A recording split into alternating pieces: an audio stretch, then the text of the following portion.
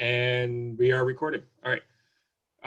So, I mean, we may still get a couple people in between now and whenever, and that's fine, but we'll let Dennis get going here. So, not much as far as announcements as far as the club is concerned. Next month's meeting will be online as well. Be the typical, well, I believe it's the third Tuesday. Hold on a second.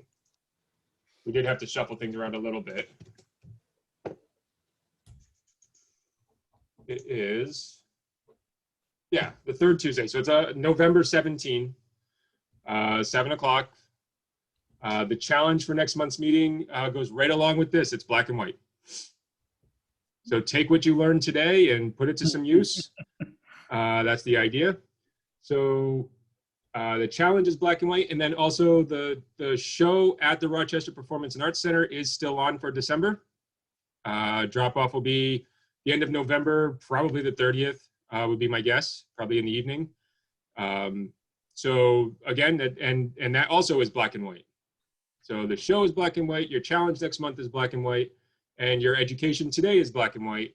And what we're trying to do, pick something up, learn something, and use it. Sean, you had said something about maybe getting frame orders to be consistent. Is that on or off? Not entirely sure yet. I'll let you know. Okay. We still have a little bit of time there, but definitely within the next week or so, I'll have an answer. Okay. Yeah, I've been running back and forth to Connecticut, finishing up my season, and kind of lost track of a couple of weeks here, it seems. I have one more to do. I have 2 weeks between now and then, so I'll be able to get some stuff done. But really, I guess that's about it. If you guys, so the leadership team will be meeting probably in the next month or so in order to start planning out for 2021. As far as if there's speakers you want to see or topics you want to see covered or something you want to learn more about, send us an email, shoot me a message on Facebook, call me, whatever. We want to hear your ideas because this stuff is all for you in the end. So we'll fill the calendar on our own if we have to, but we definitely would rather, find out what you guys want and fill that somehow, So if you have some requests or ideas that you want to do, let us know. We are an open book, I guess. I don't know. What's that face, Pat? You're muted, Pat. I have to turn my video off, I should say. You know what that face is? Guess what I'm not wearing? Your glasses. Oh, okay. I'm taking notes. It's your old lady eyes. At this point, I'm going to get it. All right. So I guess, I don't really have anything else, but we do want to hear from you guys as far as, 2021 and beyond. Hopefully we'll be back at RPAC for meetings. Of course, that's out of our hands, but hopefully we'll be back sometime next year. I've stayed in touch with RPAC. We still have a good relationship with them. They're still hanging with us, and we're still hanging with them. So that will be, when we do get back together for meetings, that's where it will be. You really can't beat that space. So, but yeah, let us know what you guys want, and we'll do our best to fill that, fill those needs and those wants. But otherwise, we have a master, as you guys, if anybody who was on his Photoshop tutorials, you know that Dennis knows what he's talking about. And I've seen his black and white work, and I know that he does these presentations for the professional organizations. So it's a real treat today to have him. Take notes. This is recorded. It'll be posted. You can watch it again back later. Dennis is part of our the members only group. I did put him in there so that you guys can reach out to him and ask questions anytime you want. He's very, very responsive and very helpful. So yeah, pick something up today, learn something, ask questions, and I guess that's it. Dennis, it's up to you. Excellent. And I first want to thank Sean and the GRCC. Boy, I tell you, I've really enjoyed the interaction with you guys. You got a really nice club here, and I'm just as a quick check, everybody can hear me fine right now from a volume. Excellent. So let me bring up my set of slides here and let me go to full screen on that. Now,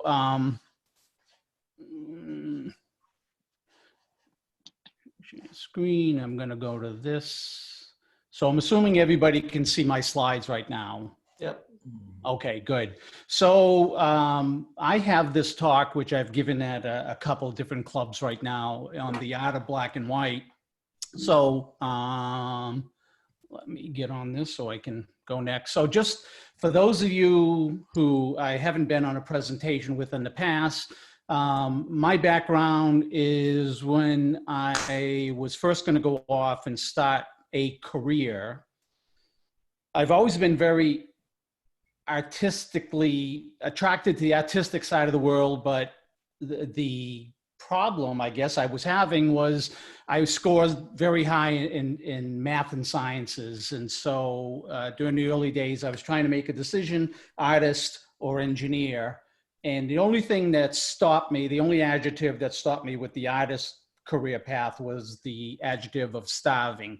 So high tech was booming back there. I went off, I have my bachelor's of electrical engineering and spent 40 years in the high tech industry.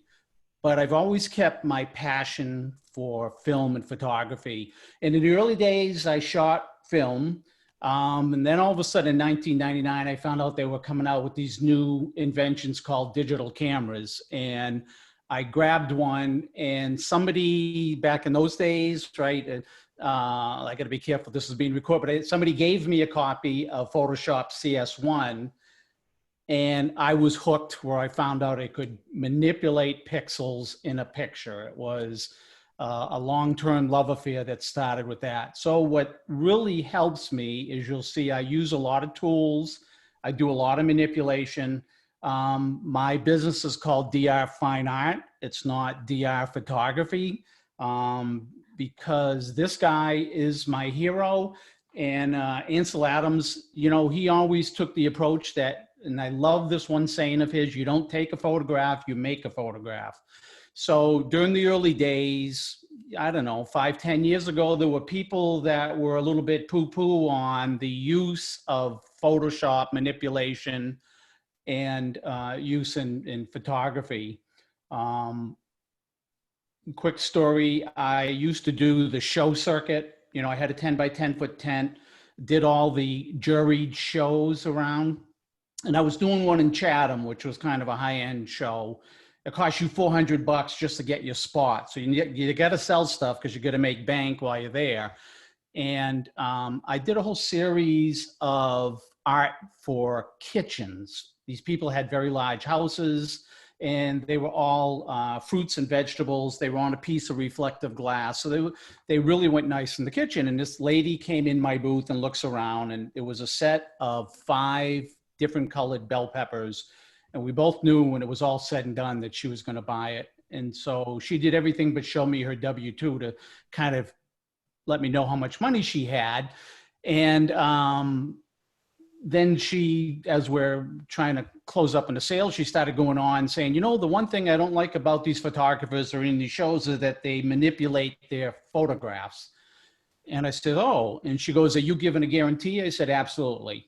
And I says, I'm guaranteeing you that every photo in this booth is manipulated, you know? So she just looked at me, looked at the picture, looked back at me and said, is there tax on that? I said, yes, 6.25%. So we moved on. And, you know, Ansel Adams, people that say you shouldn't manipulate, all of his stuff was manipulated in the darkroom, right? So he did some fabulous stuff. Anyway, he's a hero of mine. And I do create, I go out with my camera and capture pictures to go back and create something. I don't take it out of camera. So just as a little logistics here, you know, usually when I'm presenting, I can't see everybody. So I can see 5 or 6 people, and thank you for keeping your cameras on, because once I was presenting and everybody went dark mode on their cameras, and it's like you're in a dark room all by yourself. Anyway, when I'm presenting, I don't see all the participants. So I will try to pick designated spots to stop and see if there's any questions, because people always feel like they don't want to interrupt and can't get on the flow. So I'll try to pick an intelligent place to stop some of the points I've been going over if you got some questions or we want to discuss it. So I'll try to bake that in, so, you know, just to make sure you can get your points in. In today's session is presented in a presentation style, right? Everything I'm going to show you right now, even though they're all photos, they're all manipulations, it's all in PowerPoint. And so depending on the amount of time, because sometimes I'll have I don't know, this is a 40 slide presentation. Sometimes I'll have 10 slides. We don't get through them in 2 hours. Sometimes I'll have 50 slides. We get through them. So it all depends on the discussions and all. So if we do have enough time, we'll actually get into some of the Photoshop files, because if you're like me, I am a much better visual learner than seeing it. So, and we'll talk about some, and if we don't have enough time, I got a proposal here of how we can do that at some point. So let's work our way through that. You know, years ago when I started up with digital photography, for some reason, I was not a fan of black and white. And then I started playing around with it. And I'll show you probably one of the first photos that I did in black and white is the first example we're going to go over. And I will tell you, I fell in love with black and white. And I'm going to tell you why we can do certain things with black and white.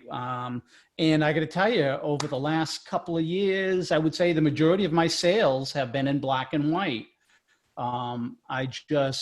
It is a art form here that I really, really enjoy now. So let's talk about, you know, if we talk about the Who, anybody can create black and white today that is a photographer or has a camera, because it is really easy. Lightroom or Photoshop, you can just desaturate your photos if you want to take your first step into black and white, right? There's filters. I started off using Nik Silver Effects Pro, which sort of set the base in the industry. I think Topaz has a black and white, Luminar has a black and white. Everybody has come up, but Silver Effects was the first one, I think, that set the stage for doing sort of preset black and white scenes, and then you can still go in and manipulate it. So when I first started with the Nik filters, Silver Effects was fabulous of what it did.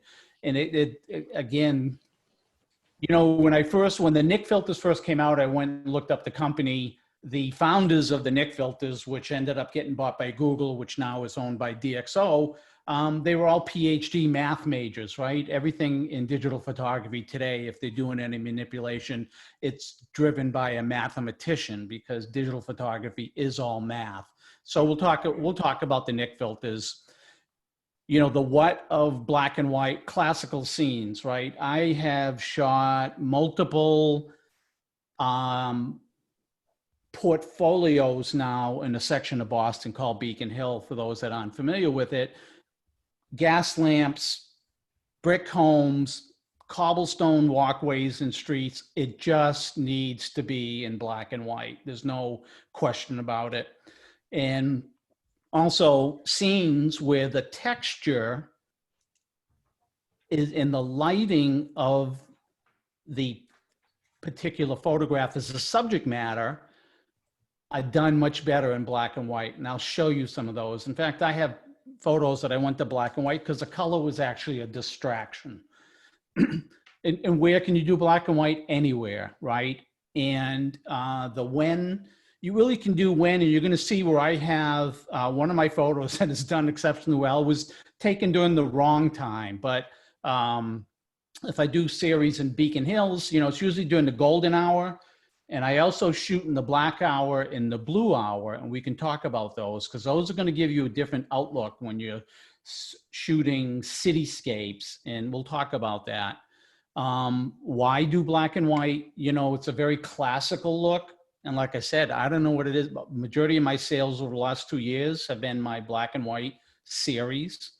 And the scene and the texture are more the interest than the color. And it comes down to a personal choice. There was one young lady in the Bedford Center of the Arts that I helped get started in black and white, and she has not produced anything in color now for 3 years. She's kind of hook, line, and sinker on it. And if we talk about how to do black and white, right, usually when I'm giving one of these presentations, somebody will ask, oh, is that the right way to do it? and I got to make it sure it's clear. No, that's my way I do it. I'm not sure that there is a right way, right? It's any way that the creator is happy and comfortable with and makes their photo look the best. And I got to tell you, we're going to go over in a second here, the different techniques that I use for black and white. And it depends on the picture I'm working on and the scene that I'm working on. And at the bottom line here, whatever served the creator's vision best when they're going off to create something is the kind of approach that I will use. So right now I'm using what I would say probably 5 basic techniques, and not to say that I'm not going to be using a new one, so when I first started, right, the removal of color gets you right into a sort of a gray tone. And you can do that with just using the desaturate in Lightroom or Photoshop. You can take any color photo and put a black and white adjustment layer on it in Photoshop and change that. And that gives you a little bit more flexibility because you can adjust specific colors. You can adjust the blues and the skies separate from the greens. And we're talking about it in black and white. And lately, I used to put a hue saturation layer on top of my first color layer to start my black and white process. And I got to tell you, I've migrated now to a gradient map layer. And a gradient map takes all of the colors, the intensities, and maps them from a pure white to a pure black. And when you see that, it's got a crisper look starting with it from it than it does just taking a hue and saturation and desaturating. So, then the next one is a Nik filter, Silver Effects Pro 2, which is really useful, but sometimes I'll use a filter, sometimes I'll do it by hand. So, and then sometimes I use multiple different techniques. Dodge and burn. This has been a heavy one in my Beacon Hill scene. There was a gentleman called Jean-Michel Bertz, B-E-R-T-S. He's a Parisian who does black and white in this sort of genre. I saw one of his pictures or one of his presentations. He talked about it once, and I kind of dissected it and understood it and went back, and I will take a picture that I'll put a gradient map on it. And then I start to do these dodge and burn layers, which I'll show you guys an example of that in a future here, with either a levels or a curves layer. And basically you adjust either the tones very dark or very light. You put a mask on it and you paint it in to areas that will help you. And there was another, Serge Rumley, if you guys have ever followed him, he's done some interesting stuff in black and white. And he's another Parisian. He always uses the term that he complexifies the light. And at first I thought he was making the word up, and I went and looked it up, and there actually is a word, complexify. So basically you're taking a very flat and you're giving it a lot of tone to break up the flat. And we'll talk about that. Then I started a series called En Noir that I've taken in Beacon Hill. And these are usually during the blue hour or the black hour. And I make the scene extremely dark and then relight it. And it sort of, in my mind, copies the look of those 1940s films with the En Noir. They were very dark. They were very crisp. And when I show you some of those, you'll know what I'm talking about.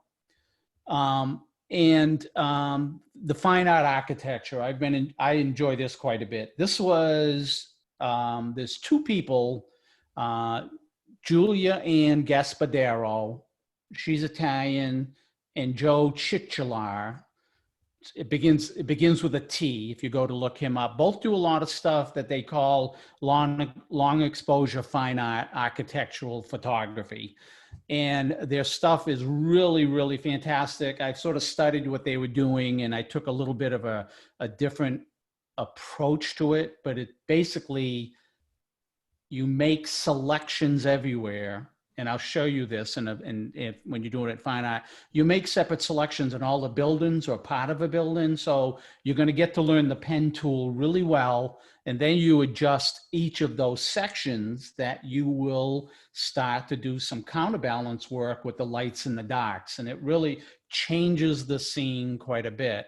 And then there's a hybrid, right? There is where I will use a Silver Effects Pro on that, get a black and white, and then I'll put a 50% gray layer. And if you guys don't know what a 50% gray layer is, we'll show you that. Basically, you put an empty layer, fill it with 50% gray, and you put that layer into overlay mode. Overlay mode says whatever is lighter will come through and whatever is darker will come through to the layer below. But if I'm at 50%, nothing comes through, so it's invisible. And then I will paint on that layer with white or black, and usually at a 10% opacity to kind of feather it in. And I will lighten sections of a photo. You know, you as the creator control your viewer. You should control your viewer with where he or she is going to look. And the human eye always goes from light to dark and sharp to out of focus.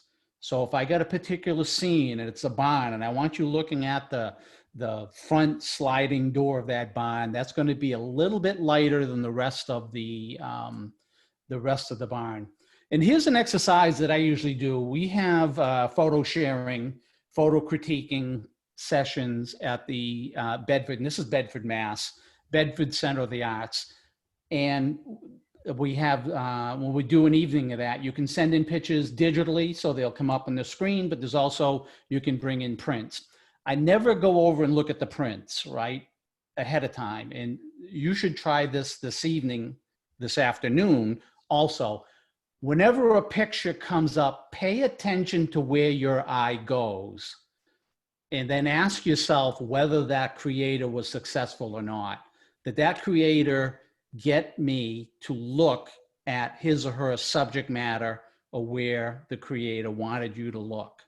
And that is controllable, and you can control that with light, both when you're taking the picture or later on when you're processing the picture. So just keep that in the back of your mind as I bring up some examples in the near future of whether I was successful or not of getting you to look where I should be controlling you to look as the creator of this art. Any questions on this right now, what we're going to go over and talk about just before we move on? All right, we're going to go on here. So we're going to walk through some examples of black and white and why I did black and white. So this was the original shot, right? And I wanted to grab this flower and cut it out, calla lily, cut it out. And of course, this was a potted plant my wife had bought that we were going off to some party, and it was a gift. So it was verboten for me to touch this. I had to shoot it as is. And this shot has won me 2 black and white competitions and got me disqualified from another. And I'll show you why. And this particular shot, I did, and if you saw this week's post on the Facebook page, I actually had 5 lights on this shot, right? It's all about light as a large element of the shot. I had 2 30-inch softbox, my main light, key light, and my fill light up front. I had a kicker light, a 14-inch softbox behind the photo. Can you see my mouse when I move it right here? Okay, so I had a kicker light back here, and I also had a set of they were the R200s. They're small flashes by Nikon. They're macro flashes. So they're a nice small unit. I had 2 of those on 20-inch goosenecks that I sat one of them down here and one of them over here because I was trying to get light coming up from both sides. So key, filler, kicker in the back, lower right, lower left that I had on this. And one of the things that I'll talk about when I work with a couple of mentees or I've given a couple of classes here, I always try to get everybody to, you should be pre-visualizing what you want to create when you get this photo out of camera and onto your processing platform, right? I knew when I was shooting this that I wanted it lit well, and I wanted to do it in black and white, and that drove the way I was going to light it in the background, obviously. So it's one thing that I know we've all gone through it. We've taken a photo and got back home and processed it and, you know, ended up with the happy mistake or the happy accident. But with my students, I always try to push them, before you push that shutter button, what are you going to do with this shot? So pre-visualize where you're going to go and what you're going to do. And the other thing, so I just threw these 2 points in here at the beginning. The other thing that we always talk about and present is this 4 elements to a good photo, right? When it's all said and done, you have your subject of your photo. And usually when I have a newer student, they'll take a picture and how do you like it? And it's typically might be a wooded scene, a landscape. First question I ask is, what's your subject? The picture, right? No, you know, nice picture of the woods, but it's not a winning shot because you can't tell me what your subject is. And people know next time they come back and review, I'm going to ask them, what's your subject? So your subject matter is always very important. Now, it may be the whole scene, but it's got to be relevant enough that that's clear that that is, but you should have a subject. The other part of one of the other elements of a good photo is that the composition is correct, right? And I would have to say, when I work with most of my students, the rule of thirds fits into the majority of the compositions. Once we get that down, you know, the golden circle and all that, if you get in the rule of thirds, you're going to do well. This particular photo, when I'm done with it, the composition for this is going to be symmetrical because it's going to be dead center, and I can split it that way, and that is an acceptable compositional approach. Technical correctness, right? When I take this picture, is it exposed correctly? If I'm concerned with my shutter speed, if I'm like Sean, right? Did I freeze that car coming? Did I use the correct shutter speed and freeze that car coming around the corner? Did I capture it correctly from a depth of field? Do I have my background blurred, right? So there's technical correctness that goes into an artistic approach on a flower. And then, of course, the fourth thing, which is very, very, very important, is the light, right? So everyone always asks these 4 elements, which one's more important? I always come back that they're pretty evenly weighted, right? I did a series a while back where I was up in the Hampshire White Mountains. I shot the Mount Washington Hotel, which is gorgeous. Shot it in the morning, shot it in the evening, and I went back a second day and it was socked in fog. And the 3 different pictures that I posted were the exact same picture, but they were completely different due to the light. So light becomes very important. Anyway, on this one here, I took this into Photoshop, and I'll try to list below what type of approach I took on each of these photos. This one I took into Photoshop and just used a black and white adjustment layer, right? And then I used some curves layers, but this is what I ended up with, right? And I was extremely happy with this when it was all said and done. In fact, I did a lot of greeting cards with a lot of my photos. And in the back of every one of my greeting cards, I put this on the back. I use it as my insignia, and was very happy. So won me 2 black and white competitions, and these are black and white competitions that will allow 1 color. And there was a particular club that I belonged to in Massachusetts originally when I got into my first photo club. And it was interesting, but the president, the judge who they had brought in from the Boston Camera Club had given me first place. When he got in and was talking with her, she had me disqualified because the tip of the stamen here is a slightly different yellow, if you can see that, than the majority of the stamen. So she had me disqualified. Okay, since then I have modified this and it's all the same color. So just to let you know, but this was what I was capturing, and this is what I had intended, hopefully, to get out of the shot. So this one, I lived in Carlisle, Massachusetts, and which is right next door to Concord, Massachusetts, which has the Old North Bridge. And I've been shooting the Old North Bridge since 1999. And for all the history buffs, right, it's the start of the Revolutionary War.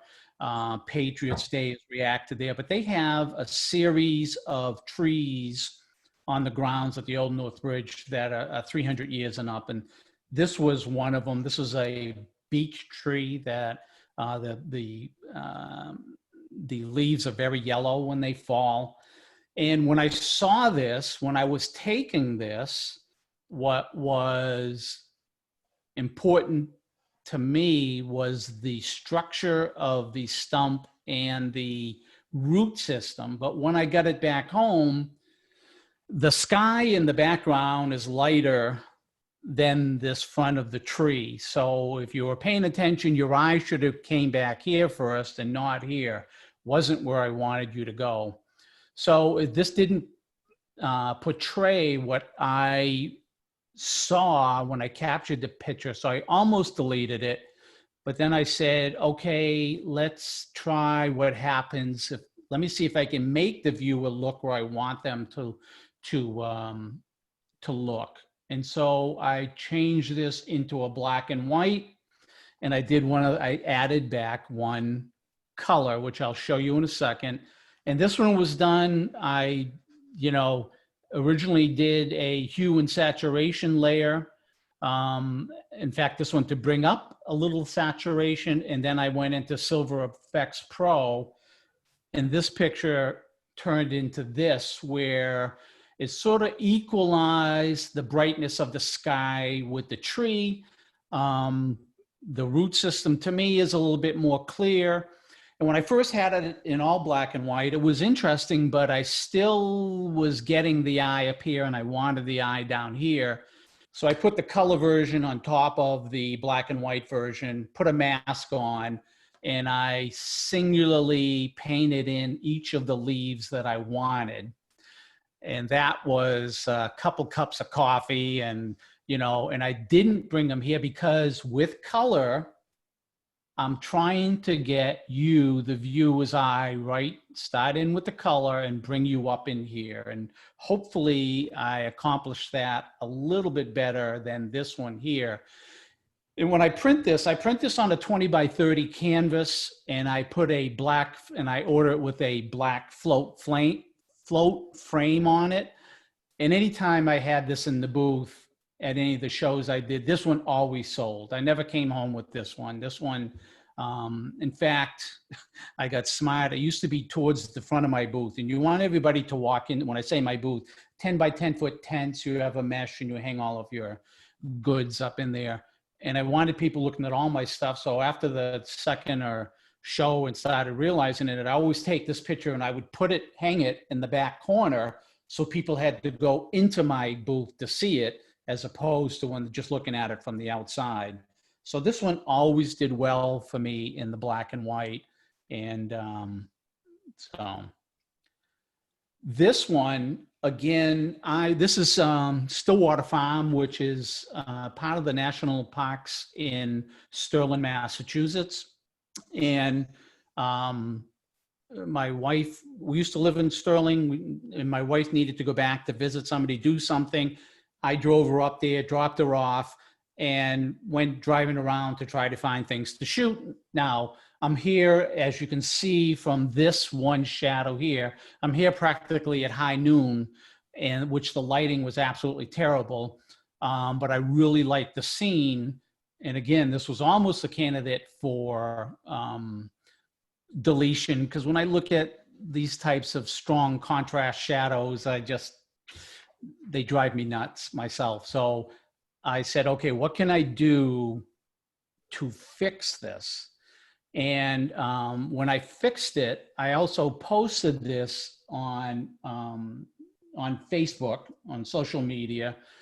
And one of the young ladies who were the art director of the Sterling Center of the Aging saw it, called me up, and they eventually gave me a solo show there at the Center of the Aging. You know, they had just built it, and they set it up that their main hall, the entrance hall going in, and their main room was set up for art displays, right? So they do shows there. These people are just thinking through. So they're not only given something for the participants there to observe, but also allowing these artists to come in and show their wares. So this one here I did with I started off with a Silver Effects Pro 2 layer to get me into my basic black and white. And then I did a lot of dodging and burning on this, as you will see, with both curve and adjustment layers. And this is what I ended up with. So, you know, if you see here, I took the shadow from the tree out, right, which is pretty easy today with the clone tool. And then I brought the emphasis, hopefully, that when you came here, your eye went closer to the front door in the barn here, where it is sort of tone neutral here. It's sort of blending in. And I also had, you know, painted this path a little lighter here, which drew the eye in a diagonal into there and brought the texture out and light here. So hopefully when you looked at this, that is where your eye went, because this is where I wanted you to look. And this one did very well for me too. And when I say these do very well, if I say this shot did very well for me, basically the key code there is that whenever I've shown these shots, they've sold, right? So I can look at a shot, you know, they always tell you don't fall in love with your own photography, but I don't know how you cannot do that. But when people come and put money on the barrelhead, then you feel like you have succeeded in what you think is a good shot. So this one has done very, very well for me. So this one is one of my all-time favorites. You will quite a bit find me in Boston on Sunday mornings around 5:30, 6 a.m. I drive in there, grab my Dunkin's coffee, I head into Boston. Now, the great thing is this is, I park on the Boston Public Gardens, which all of the meters are empty. It's the only time there's open parking spots, and all the meters you don't have to pay for. So I go in on Sunday morning, I park right there, and directly across from the Boston Public Gardens is Beacon Hill. And this is the entrance to Charles Street, and DeLuca's Market has been here forever and a day. And I was walking past this at 6 a.m. and I thought I was being punked, because I have never, ever, ever walked by DeLuca's Market that there weren't cars parked in front of it, right? Because these are parking spaces for resident sticker parking. And there's more residence cars than there are spots, so there's always cars there. And I actually, Charles Street is a one-way street, and I actually set my tripod up in the middle of the street and shot this. Looking to my left, there were no cars coming. It was 6 in the morning. I usually have Beacon Hill to myself. I shot this, but this absolutely needed to be in black and white to reflect the era. And I've had to go in and I had to play DPW here. I had to clean up the streets. These bright spots behind me, the sun is facing me and it's bouncing off the building across the street, and the windows were reflecting onto the ground. I had to remove those. And this one I did with a hue and saturation layer, just took the color out of it. This was kind of before I got onto the layer. And then I did this entire with dodge and burn layers, and you'll see, and this is what I ended up with. So this And I print this on a 20 by 30 inch aluminum. And I've done this, God, I must have sold 6 of these on as is. And I sold one that was a little bit larger. I want to say 24 by 36. And the young lady who bought it wanted it in a sepia tone, which it looked really, really nice. And in my mind, if I went into this picture and removed this air conditioning unit, you couldn't tell when I took this picture, right? This could have been my grandfather's picture because DeLuca's Market, well, since 1905. And just, this is Beacon Hill, right? These are actual gas lanterns, brick, and up the hills, a lot more cobblestone. But this was one that has done very well for me. And this one, if you see, you know, if you look at the brickwork here, from a tonal value, it's relatively flat, right? But if you look here, I have dodged and burned both light areas and dark areas, and you should do it so it's going to give you some depth to the photo, but not enough that people go, oh, geez, you look like you made this really dark. And usually when we're in a class and we're doing this, somebody says, oh, I can't stop looking at it. I know that you darkened that area. And I'll show them the next photo and I say, okay, where did I darken this area? Oh, I don't think you did, right? So you let your eyes adjust and it just breaks up. And then if we get in and we look at this in the Photoshop file, this is a completely looking photograph with the dodging and burning than it is with a very flat tonal photograph. Good. Any questions right now on some of this? All right, we're going to move on. This one here, so there was a couple of winters as I was getting bored. I set up a small studio inside my house and I started shooting flowers, and not just shooting flowers, but I focus stacked. And I use a program called Helicon Focus. And this one, for instance, this Dahlia, which is 19 shots, right? And I have it automated. I have my camera tethered to my MacBook. I run a remote program that starts at the frontmost tip of the flower, and then I tell it where the rear tip of the flower is, and I tell it, you know, it sees I'm at f2.8.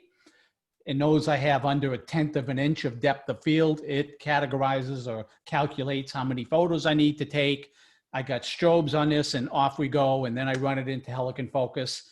And the program knows which plane is in focus and then takes that particular plane and puts it together. And I get a photograph that is in focus from front to back, which is a different look than most of the flowers that you see. I also have 2 30-inch softbox main light, filler light, and a kicker light behind it that I'll spend a half hour on each flower, moving them around to get the shadows. You know, the dahlia here, all of these petals were cupped. And I kept moving the light around till I would get the shadows in the cup of these leaves, which gave it depth and texture. Because if I just shot it face on, it was totally flat. And to me, dahlias were there wasn't a lot in the flower stores. In fact, there's a flower store in Salem, New Hampshire, that I'm in there so often, I would just go in and walk into their back cooler, which was like 20 by 30 feet, and go through their stock before they put it out and pick what I wanted. And, you know, so they were always, they were good about it. Once they got to know me, I didn't need to ask. I just walk in, go in there and pick out what I wanted. And one of the young ladies would come in and show me different stuff they had. Oh, have you ever seen these? And anyway, dahlias were hard to come by. And I really like this one, but the colors here are almost monochromatic, right? So it was a nice shot, but it wasn't where this one went. And this shot, I've been printing on canvas, and these have been flying out the doors. And if you ever want to do a large grouping of canvases. Canvas on Demand does this series of canvases right now that are 16 by 20.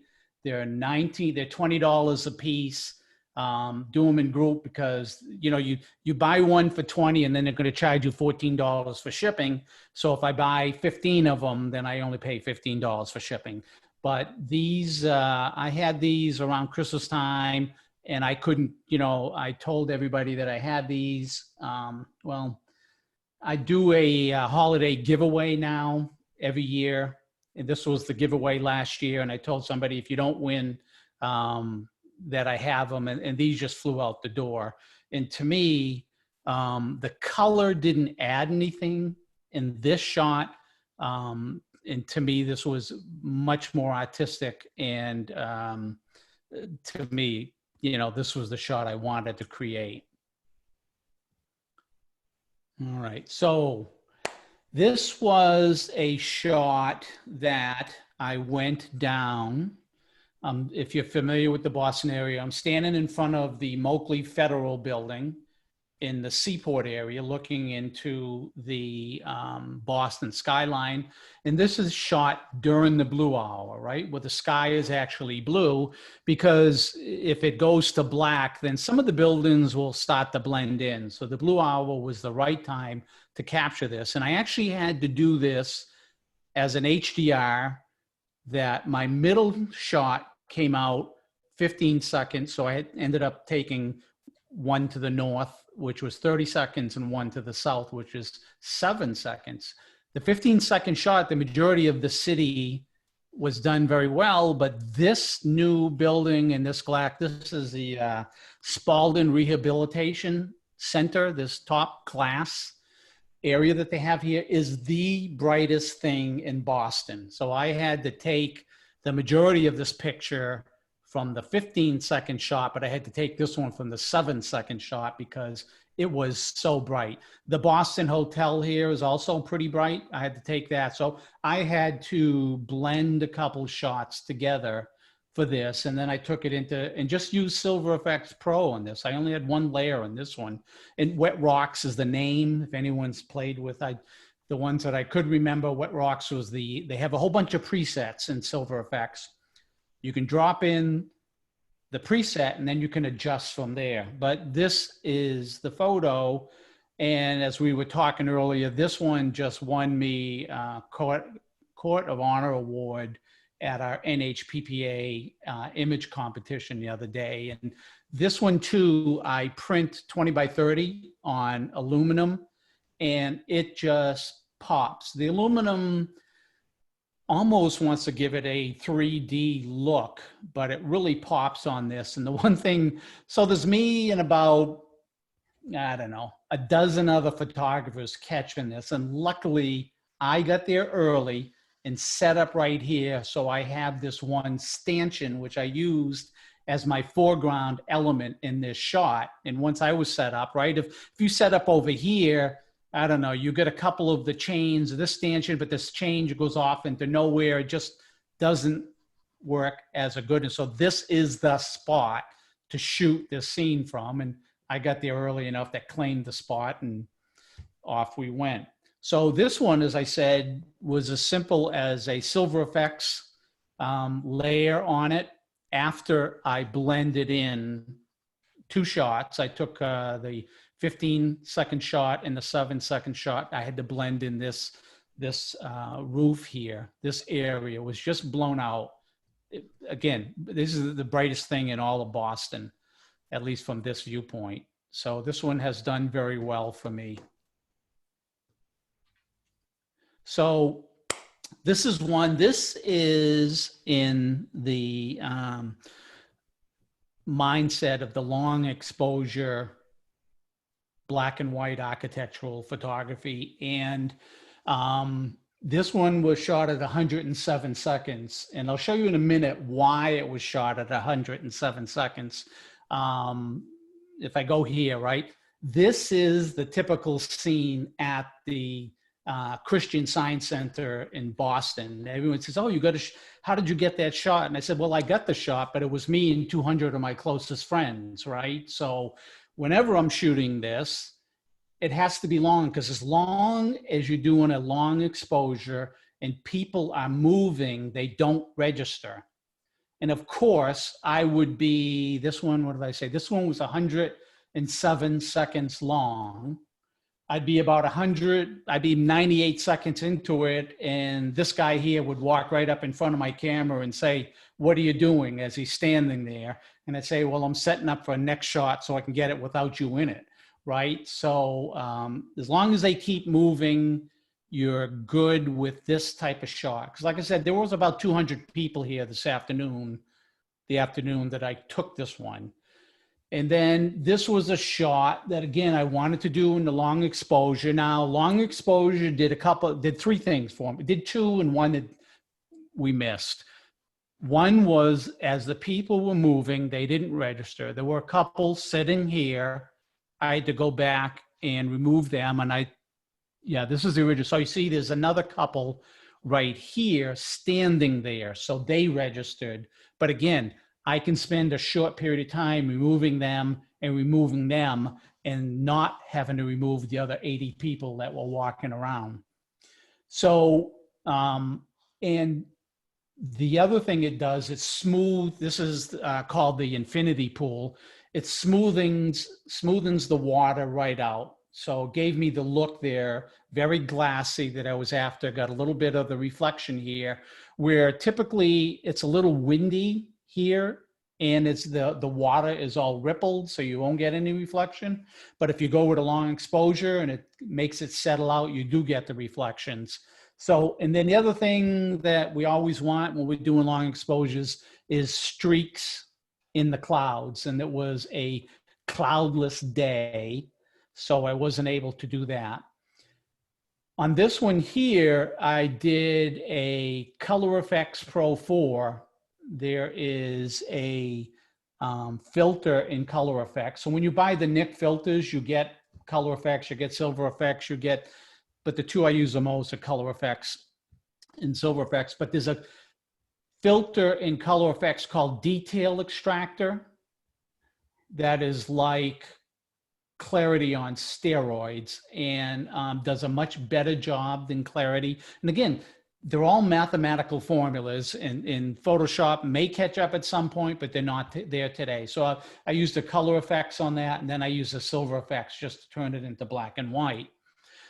This was with the people. So this was my first black and white rendition, and I went over a couple things with that. Now you'll notice, and I'll go back and forth here, there's a building, this is called the Top Hat Building in Boston because of this ugly top.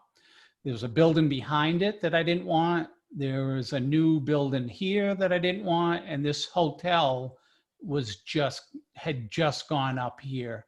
So I did go a little darker, and I removed those buildings, if you see here, right? So the one behind and this is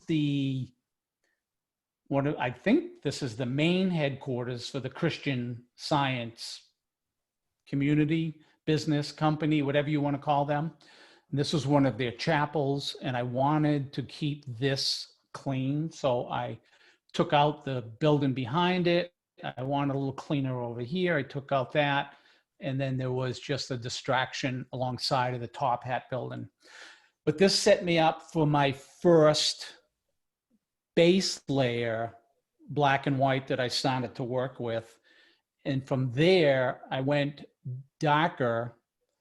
And this is where I darkened it down. Then all of the relit spots are done with radial filters, which is an order of magnitude easier than trying to set a levels layer on each one, lighten it, and then put it in with a gradient mask.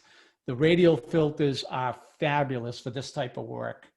And if you notice, I also put 2 streaks of light here. When this is printed, it's easier to see, sort of emulate the clouds moving in the sky, which unfortunately we didn't have any clouds in that sky that day. So this was, like I said, this was when I was here. and I pre-visualized this, that I did want to do one of the long exposure black and whites. It took me multiple steps to get there, right? I had to do a long exposure to get rid of the people. Then I had to come back and clean out the buildings I didn't want, set it up as my first black and white layer, and then I got a little darker, and then I relit it with the radial filters. But again, I had this in mind when I first took the shot. So how are we doing? We're doing good on time. Questions? Anybody have anything? We'll just keep rolling. All right. So Beacon Hill, as you see, I've done multiple series in there. I did a daytime black and white series, and then I did this on noir series. And most of the shots that I captured for this were done during the blue hour. Couple reasons, right? I wanted the lamps lit. Now, if they weren't lit, I've got scenes where I go back in and I light the lights myself, which is easily done once again with a radial filter. You do two radial filters, one on top of the other. The first one's very bright and very yellow, and you copy it and then you spread it out just as the light would spread out. But I can make life easier for me if I take the shot during the blue hour, because it just saves me on some processing time. And whenever I'm taking these, you have to spot meter on the lantern because it's the brightest thing in the scene, and it's much brighter than you think it is. Because if you try to do a matrix meter to measure this, you're going to blow this out. And once that's blown out, you can't get it back. And on this one, I started with a gradient map layer to set my base layer for my black and white. Typically these, sometimes when I'm there, I have to shoot at a high, even though my camera does very well up to 32 to 6400 ISO. I'm going to show you one in a little while that I shot at 25,000 ISO because it was handheld. But anyway, one of the other NIC filters is called Define 2 that takes noise out of the shot and does an excellent job. And then I went on this with color effects to just get the details out of this. And then I put a 50% gray layer because I will go in and light as if this light is the thing that is lighting everything. And this is what I ended up with on this one. This is an old carriage house, which has actually been converted to a residence. And we can't see here because of the reflection, but the inside of this place is spectacular. I actually knocked on the door, showed them, and they bought this shot. So this is one of, and I've done an entire series on noir, and I've sold 4 or 5 to these of another owner of this spectacular brownstone in Boston. We've done a fair number of these. We've hung, I was going to say, I guess not an apartment, it's a condo, because they own the 4th through the 6th floors in this brownstone in Boston that is just ridiculous. But these do well for some of the Boston residents. So this is another one that I did from my On Noir series. Now, this one was captured during the black hour. And I did not coin this term, but if you start posting a lot of pictures on Facebook, Facebook coins you as a visual storyteller. And I love that saying. And I think us as photographic artists are visual storytellers. So I captured this shot, and I was talking about this shot with my wife, and I said, I almost went over and moved this bike out of the scene, and my wife almost hit me. And later on, when I looked at it, right, the problem with the color of this thing here is you can't get your eye off this door, right? It's like an eye magnet. It's just so bright. But that wasn't later on, as I looked at this, what I wanted the story to be. So I shot this handheld. This one I shot, it was about 25,000 ISO on this one. I used Define 2 to clean up the noise on this. Started with a gradient map. I used Camera Raw filter, which is the exact same thing as Lightroom, right? And on my On Noir series, I take the post-crop vignette, and on these, I'll go up to 100% and bring the whole, all of the sides and the corners as dark as I can get and move you right to the middle of the shot. And then I also use a Color Effects Pro 4 layer on this just to extract some more of the details. And this is what I ended up with. And this isn't the best. I got another one of these shots where I lightened this area here that it sort of looks like the gas lantern is lighting that area of the bike. And it looks much better than this one. But now, instead of your eye going to that door, when I relit this area, the door, now your eye is going to that bike. And now it's telling a story, right? With that basket in the front. When this person come home, did they have some wine? Did they have bread? Did they bring home, you know, their daily shopping and that? What are they doing inside the house? So to me, it moved me off of, wow, that's really a bright red door, to the story with the bike. And this is what this black and white and On Noir did for me. It removed the door as the focus. So the next category that I've been working in is, so luckily they've gotten off this long exposure, black and white, fine art, architectural photography, which was LEF, BWAA, and now it's just fine art architecture. And I was in Boston a little while ago, and I walk around and I was just shooting building scenes like this. And there is what I'm then going to go in and select each of the building and light them separately, or set the contrast on them separately from the other buildings. As you can see there, here, this is almost monochromatic in here, but I've got 1, 2, 3, 4, 5, 6, 7, 8, 9, I missed one in here somewhere. There's 10 separate buildings I selected.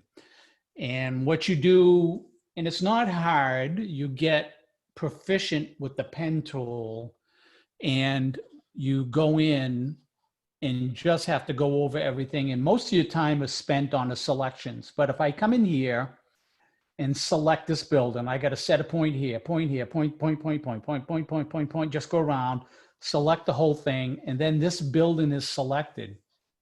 When I want to do this next one, I will start here, here, here, do all the fine points. And then I can just come up around and close the selection. And then I can subtract the first selection from this one. So it makes it, I don't have to do all 4 sides of the second selection. And then once I have this one selected, I can do this one and subtract. So the selections go quicker and easier, but this type of work is very selection intensive. I got 10 different selections, and once you select this, you save selection. Later on, you put a levels or a curves layer on that selection, and you adjust each building separately, which gives you this type of look. And if you notice, right, this scene is relatively monochromatic, but I brightened this building here to make it stand. I darkened this building here. I lightened this building here. I darkened this building. I lightened this building and darkened this building just to offer some contrast between each of them, where this, now I could have, you know, and obviously I straightened this out too. But this is very monochromatic, right? To me, you get lost of where to look. And I think I'm sort of defining, at least initially here, this one building that's brighter in the middle is my main subject, and everything else sort of supports it around it. So this has been, I've been enjoying this type of black and white work now. I've got some people interested in some of these also. This is another rendition of this. I didn't put in the originals. I should have put in the originals on this because the front of this window bank is selected, which is separate from this selection, which is separate from between these banks, which is separate from this, which is separate from this. And I relit or changed the tonal values of each of those just to make them stand out. And there's a couple of artists that are doing this, and you'll see a lot of this in New York City, where they're capturing a lot of the skyscrapers that when you look at the original shot, they're very monochromatic, and they'll do this, right?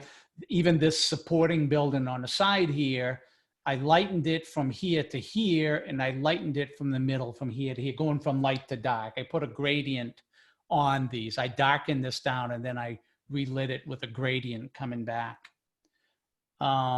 This is another one I did a little while ago, right? I think I posted this on Facebook. I brought out this T sign quite a bit. I darkened this building. I lightened this one. This one's lighter. This one's darker. And this one I lightened. And this one here I darkened. So I will put contrast boundaries between these just to hopefully make them stand out. This is one of the newer buildings in Boston, and I basically relit each, this surface coming around the corner here is relit separately. This under ceiling area is darkened. This is lightened. This is lightened. The spot between here is darkened, and just to make the whole thing pop out. Questions?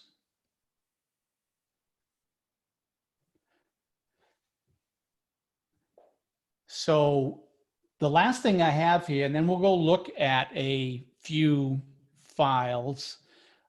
Capture time on your black and whites is going to affect your black and white results also. So you can capture in the daytime, sunrise to sunset, and I'll show you one of those. The golden hour does very well. That's, 30 minutes before sunset is considered the golden hour, where there's still light, but it's not direct high contrast light. Blue hour, which is 30 minutes after sunset, where you still have some, especially in cityscapes, you have some contrast different from the buildings with the background, because once you get into the black hour, now this one here follows, the black hour follows the blue hour, and now you're totally black. But this was a daytime capture. This is one of the Sunday mornings I'm wandering around through Beacon Hill, and I just left this one basically in a black and white. I could have brought this contrast up a little bit more by dodging and burning the area, but again, the light I have to work with is the light I just kept here. This one's during the blue hour, right? Because it's still, as you can see, it's still light, but luckily some of the lights in the Boston residence are starting to come on, and I can take advantage of those as this is much better lit, this also, and this light here, than if it was pitch dark. And then this one here obviously was a black hour capture.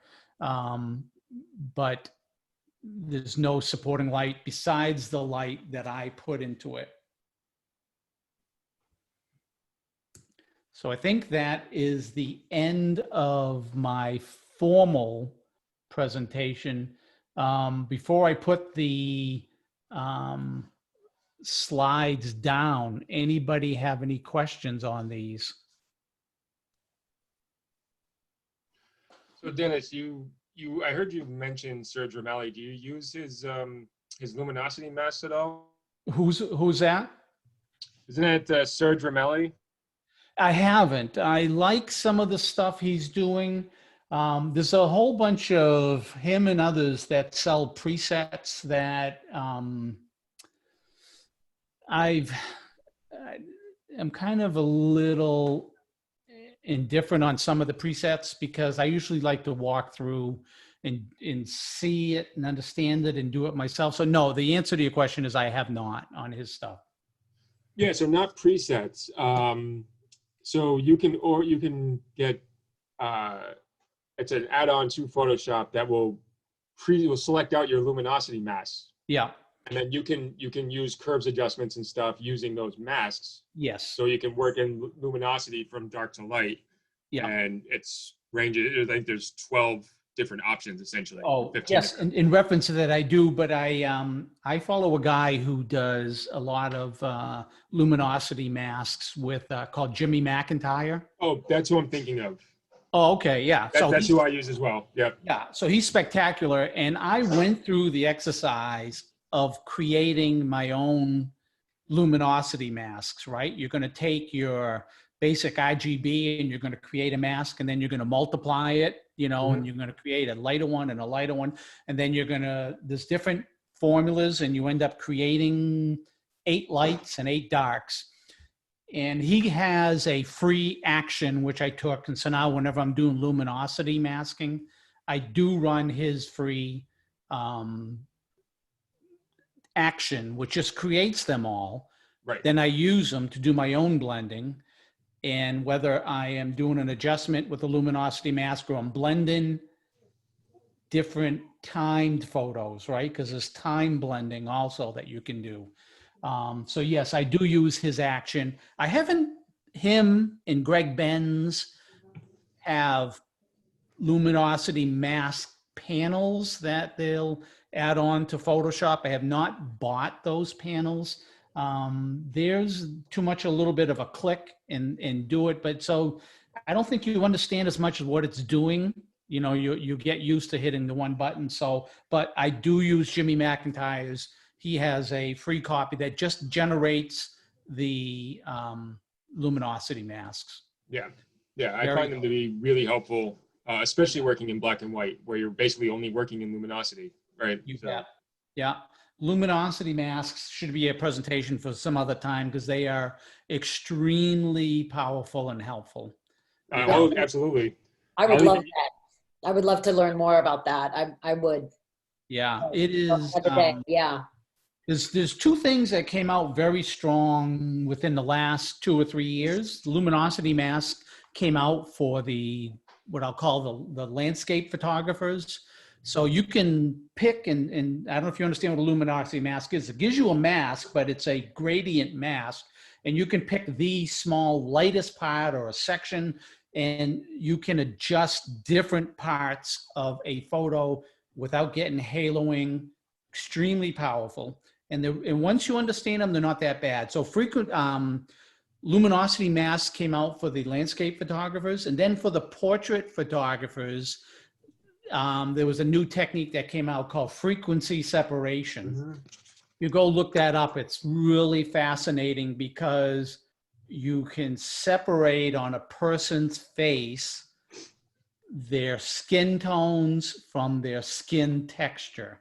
So if you've ever tried to touch up somebody's face and say you're doing it with trying to clone, and you're picking a piece of clean skin and trying to move it over here, but you're getting a different tonal value. So now you're putting a lighter section on their cheek, you know, it stands out like just says somebody manipulated that. Well, you can separate the tone out from the texture, and you can clean up the texture on their skin and put the tone of their skin back down. It's fascinating. So just go to YouTube and look up frequency separation. It's got a couple of steps, so once you get used to that, but you can do some spectacular things on retouch, on portrait. You know, I don't do a lot of portrait photography. Well, that being said, I got 2 grandkids now, so I'm doing a lot more than I wanted to. And anybody who's a child photographer, I bow down to you because they are impossible. Anyway, but yes, luminosity mask, we should do something on that. And the frequency separation, if you're a portrait photographer, you need to look at that. So Yeah, I mean, frequency separation is something that I've used even on cars.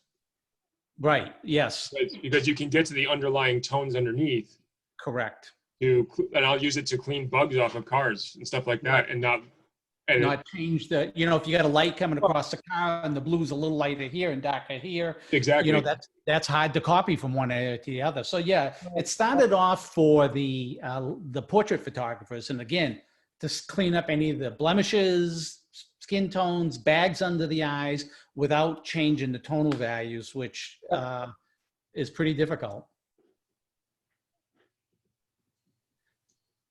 Any other general questions about what we did? Are you guys all burnt out, or do you want to see a couple of the Photoshop files to see how some of these are done? I'd love to see Sure. it. All right. I'd love to see a Photoshop file or two. Say that again, Benji. I'd love to see some of your layering and how that all works, Good. especially with your building photography. Yeah, because if you're anything like me, right, I might have just explained it all to you, but if I was watching my presentation, it doesn't stick with me. I need to see it. I'm a visual learner. So let me bring up Photoshop here. Let me share my screen here. All right, so can everybody see my Photoshop screen? Yeah, all right, good. So hopefully my layers panel here isn't too small for you to see, right? But this is my background layer, right? So that's the original picture that I probably did a little adjustments to it in Lightroom, then I brought it up here. And I selected the flower and basically did a subject selection on the flower itself, which Photoshop on the subject selection tool right now is fabulous, does a great job. I inversed the selection and then filled it with black. So it gave me just the flower, right? So this is where my starting point. And then I put a black and white adjustment layer on this, which it got me towards the black and white, but obviously was too dark. And then I took a curves layer.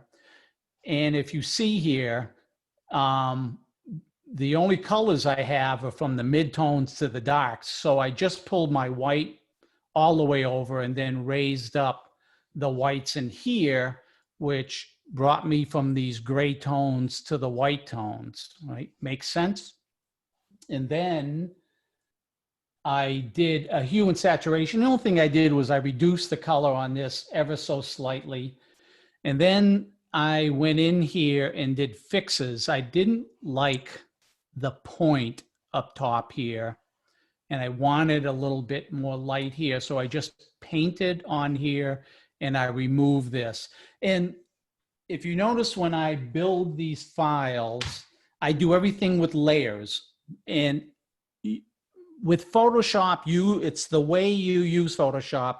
I always use Photoshop 99% of the time in a non-destructive manner. I could have just, instead of using this levels adjustment layer, right? There's an adjustment layer up here. Here's my curves adjustment layer. I can click on that and it puts a separate layer on top. So those changes are on this layer. If the changes are wrong, I can delete this layer. I didn't change the layer below, but you can also, some people come up into image. Oops, I gotta be on a normal layer here. Come up into image and go to image adjustments, and they'll use a curves layer here. With that is going to embed those changes into my layer 2 right there. And once they're in, they're in. The only way I can get rid of them or change them is by deleting that layer. But if I do it on a separate adjustment layer, now, not only does it not affect this layer, but I can always come back here and click on this and change this.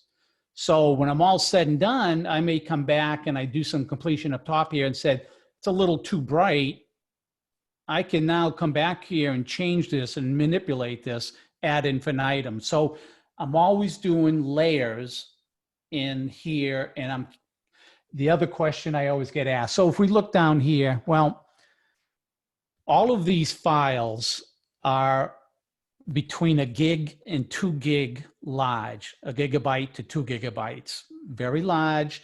Your computer starts getting slow, but it gives me high fidelity when I go to print. Everything I'm doing for show and tell today, I reduced the file size down just because we don't need to be sitting here waiting for adjustment to happen. I went through and made these very small. So this is 89 megabytes, but it's usually, this was like a gigabyte and a half. And everybody asks me if I come up into layers here and do flatten image, because when you're done, if you flatten the image, it makes your file much smaller. And my answer is never, because 2 years, 3 years, 4 years, when they come back and said, how did I do that? I need to come back and look at the layers to see what I put on there and how I manipulated this. So it's not only gives me the ability to come back and adjust this, but it's my history of what I did. So this is the fixes on here. Again, I took the tip off the top, which I did not like from a compositional aspect, and I lightened this side of the stem right there. I then come in, and now this is if you see this dodge and burn layer, this is let me do one more here. So if I'm on this layer, and if I hold down the Alt key, and if the second from the right at the bottom here, I'm just going to add a new blank layer. If I hold down the Alt key as I'm doing that, it brings up the dialog box. And what I'm going to do with this, and I'll call this, D and B for dodge and burn, is what I'm going to use it for, but I'm going to change the blend mode to overlay. Okay. Now, once I did that, it came up with this option that wasn't there a second ago and says fill the overlay with 50% gray. I'm going to check that and I'm going to fill it. Now I have this 50% gray layer, which has done nothing if I turn it on or off, because overlay blend mode says if there's something lighter on this layer above, bring the lighter part through. If there's something darker, bring the darker part through. 50% gray, it's not lighter or darker than the pixels below it. So it's basically invisible. So I will come over, this is my dodge and burn layer. I will select a brush right here. I'm going to go with white, which is my, my black and white. If you hit the black and white chips here, you're going to get them, and making sure that my brush is loaded with white. And I'm going to bring my opacity down to 10%. Okay. Because if you leave your opacity up and I paint here, oops, let me get it back up. And I paint here, it's in your face, right? The other thing I often leave open in Photoshop too, which is useful here. I know, again, I'm getting into a mini Photoshop course. I always leave my history panel open. Okay, so when I screw up something like this, I can just go back in the history steps, right? Now this history panel, I have it set up, saves 100 steps for me. But once you get out of Photoshop, that history data is gone. So just beware. So anyway, I'm back on my gray layer, which has done nothing to my photo. If I turn it off and on, it's doing nothing. But now I will take my brush, white paint, I'm going to go down to 10% opacity, and I'm going to start to come. Can you see that? Because when I do this, it's meant to be very subtle. And the problem is people can't see you doing it. But if I turn this layer, can you see the changes I made there? Usually I have to do them very drastically in the Photoshop tutorials because people can't see them, but I took that and lightened that up. And I can also then flip my color chip over to black, and I can come in and burn in certain sections if I want them darker, just to give some tonal contrast to my subject. And if you see here, I'm changing the lighting of this particular subject. Make sense? Can you see the changes on that? They're very subtle. So I will do that. And then, as I said before, because I had been disqualified by this particular club president, because she said this yellow is a different color than this yellow, I just put a blank layer and came in and painted over the top of this with the same color. So anyway, did this make sense? All right, let's look at another one. So this was the tree, obviously, right?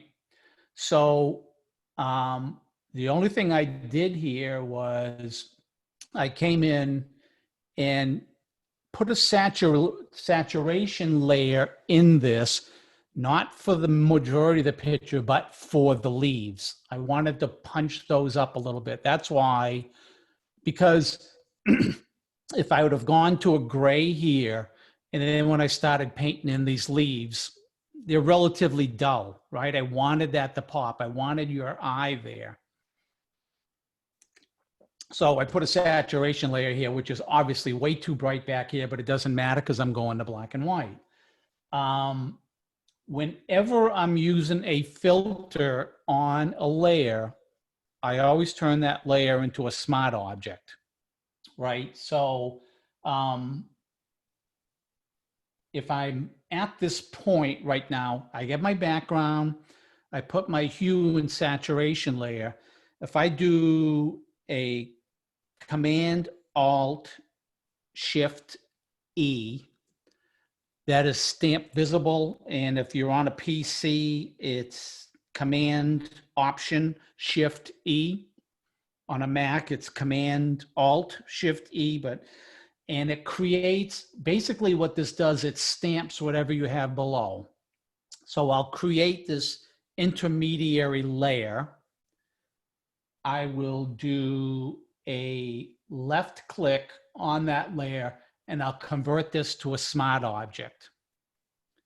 Smart objects allow you, whatever filter you put on there, to open them back up later. Okay? If I ran a filter on a normal layer, once I've done the filter, that's it. The filter is embedded into that layer. So if I've got, this was the same thing. This was my smart layer here. And I ran the Silver Effects Pro 2 on this to get my black and white. If I wasn't happy with the black and white right now, I can double click on Silver Effects and open it back up. And this just takes a little time. Silver Effects is, the NIC filters are pretty CPU intensive. If you notice down below here, I have an 8 processor G7 in this, and it's crunching right now, which sometimes has a lot to do with what I get open. Whenever I'm zooming and I have Photoshop and PowerPoint and Lightroom open, my CPU is usually working pretty hard, and hopefully it doesn't hang on us.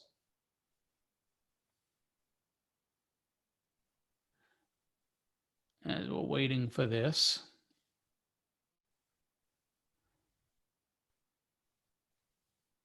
All right, this gets, like I said, this gets, we lost screen sharing here. Let me go back. So see, it bounced out of Photoshop. So I'm just going to open Photoshop back up, but I'm not trying not to jump in and out of the NIC tools. When I had, like I say, when I have PowerPoint open, let me go close. my PowerPoint also. But when I have PowerPoint, Photoshop, and others open,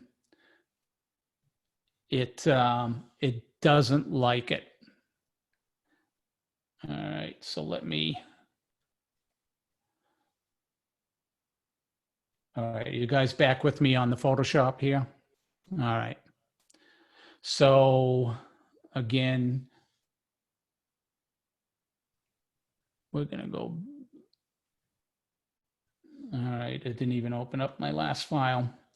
So let me see here. Let me open this back up. And let me close this because we're not using this. All right, so as I was there, was a huge, I bumped that up and then I went into Silver Effects just to bring this black and white. And let me see. This is my mask. So what I can do here is just show you the mask itself, but this is the leaves that I singularly selected to bring back in.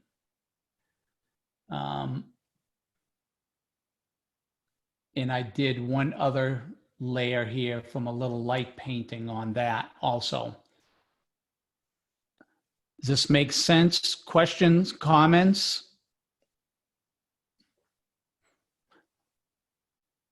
All right,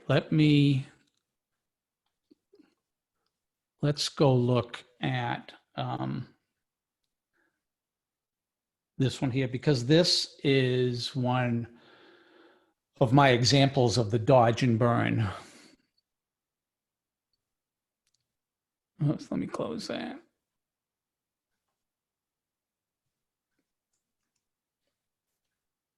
I'm trying not to have too much open at a time so it doesn't slow everything down. All right, so let me. All right, so let me bring this up here a little bit. So this is the raw file that I brought in and did some processing in Lightroom, just sort of get the tonal values even. And whenever I, again, since I'm trying to do this non-destructively, when I'm going to do fixes, which the majority of the time fixes really, the spot healing brush does a spectacular job at fixing and changing anything in a file. So I will put a blank layer on top of my background and do all of my fixes on that. So if one of the fixes doesn't look good, it's not embedded into my background file, I can delete this file. I can go change this file. And when I'm on that, again, the healing brush tool is spectacular, right? I can just come through and start painting out anything I don't want on here. And it, in years gone by, we'd have to do this with the stamp tool. And this tool is content aware.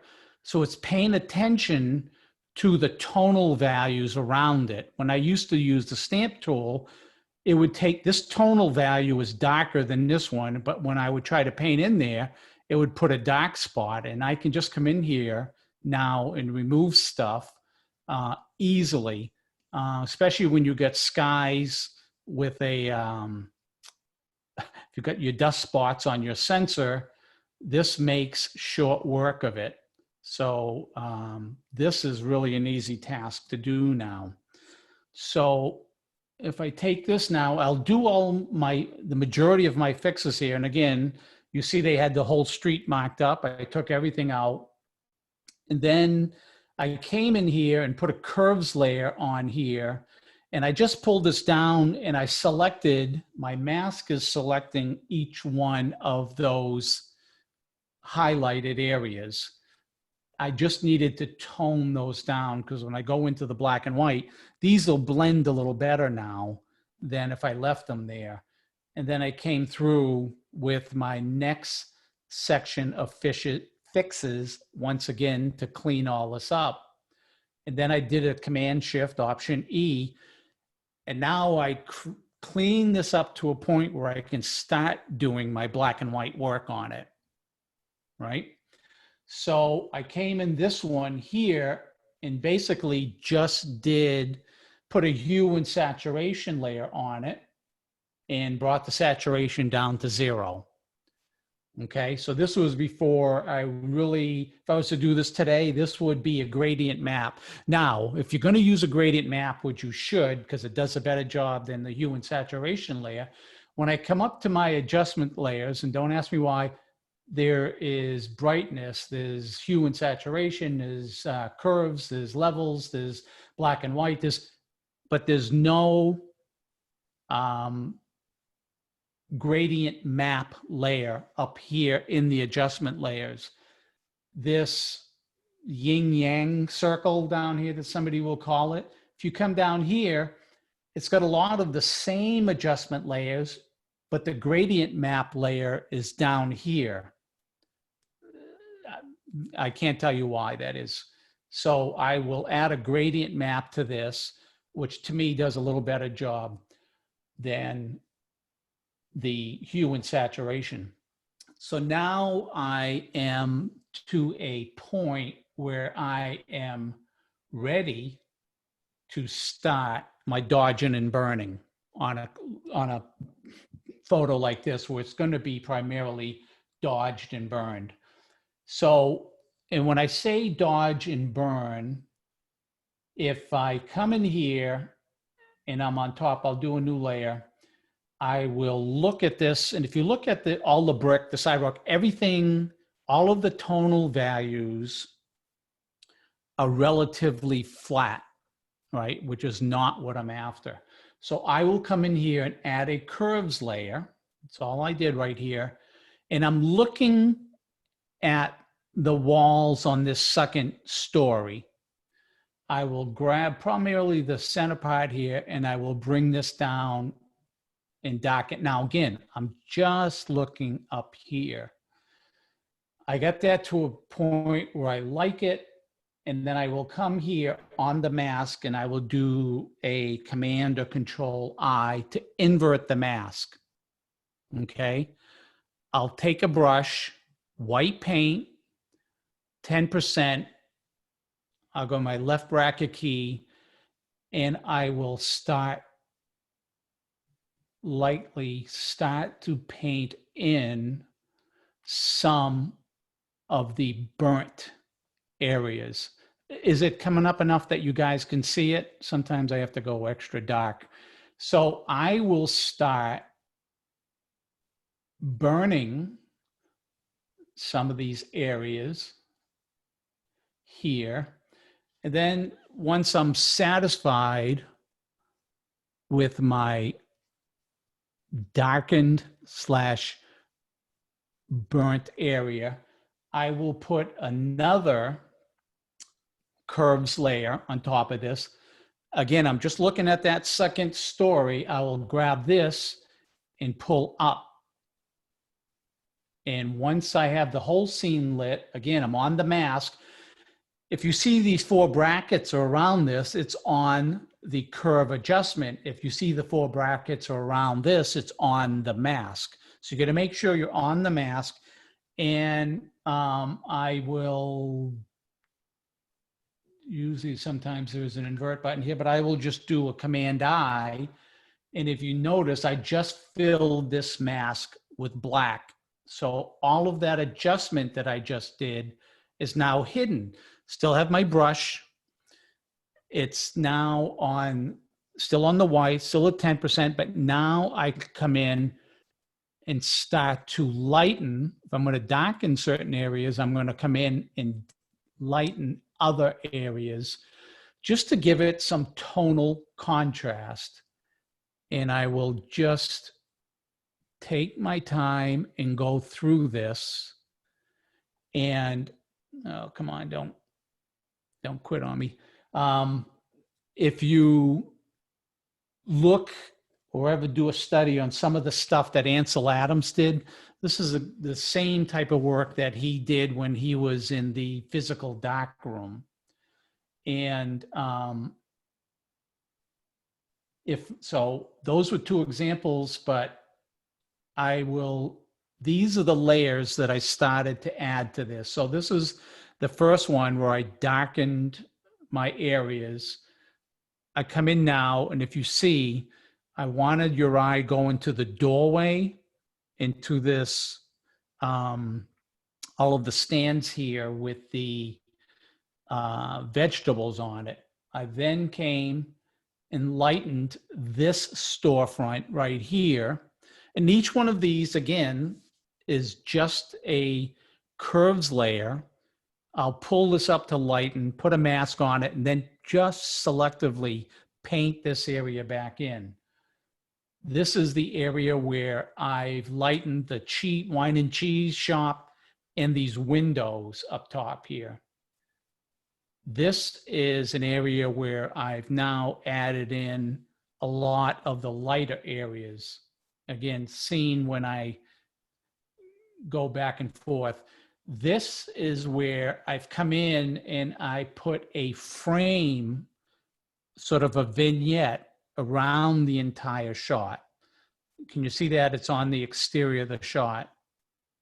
This is where I've come in and darkened a little of this street front here, if you look, and up here.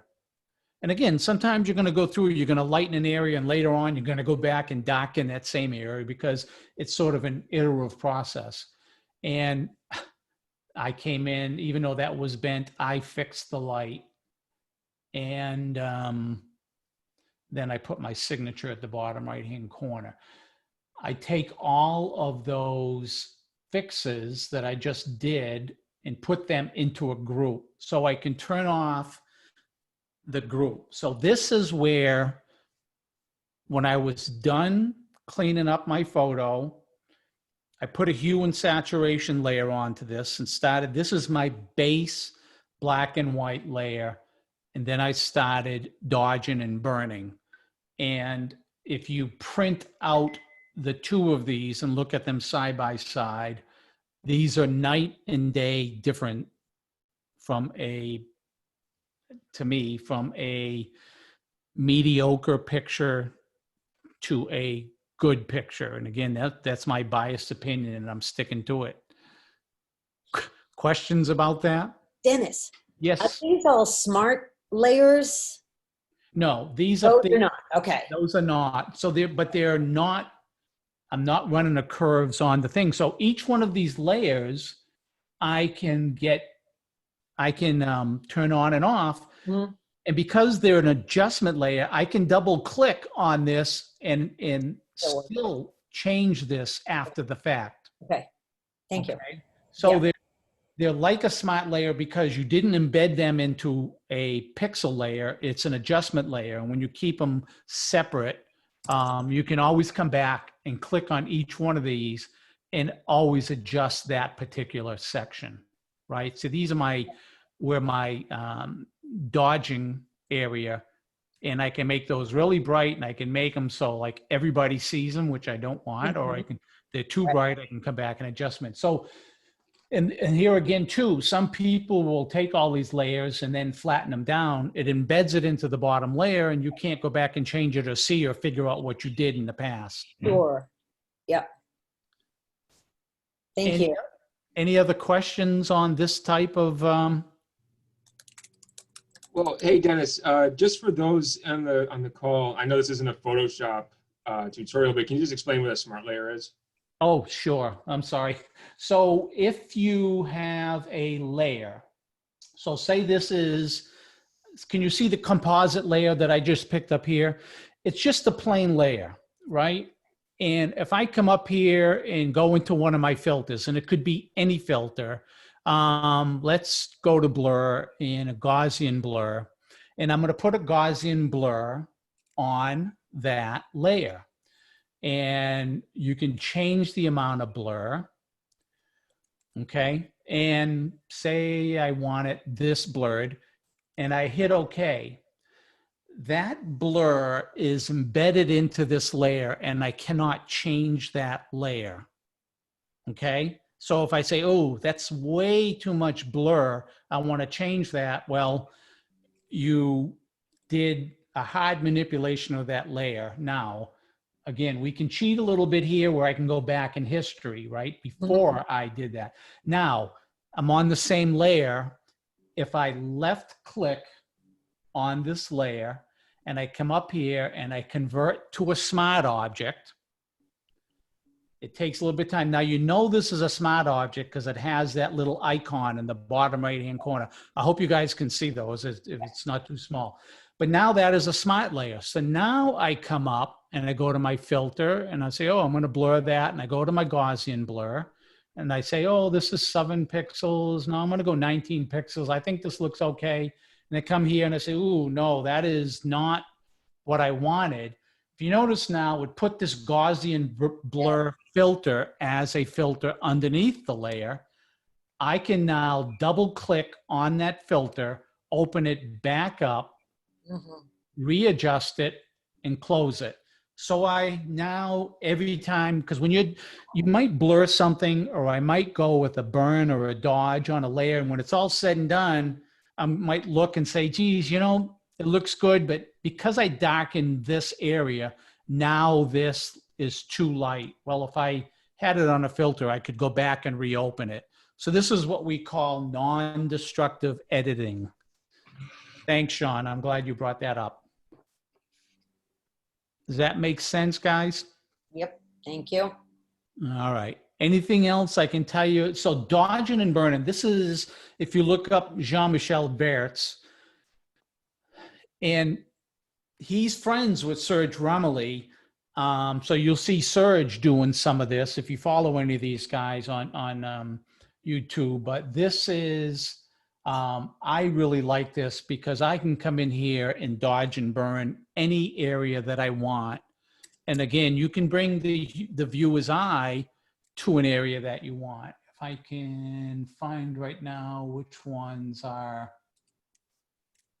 the doors. All right, so if I look here, right, the front of the store here and these two doors, to me, are too flat in the tonal value, so they're blending in. But if I lighten those, hopefully the viewer's eye are going to see that a little better and go there, right? So it's up to me to control where the viewer's eye is going or just highlight it, because when I turn off all of the dodge and burn, this is very monochromatic, very flat. And to me, is unattractive, but dodging and burning brings out a lot more character. Make sense? All right, let me see how we doing on time here. All right, let me Really, see. Dennis, I think you pretty much have as much time as you need. So it's about 3 o'clock now, or just, yeah, about 3 o'clock right now. Okay, so let's look at one of the Noir series. Let me, you see down here, my computer is crunching away.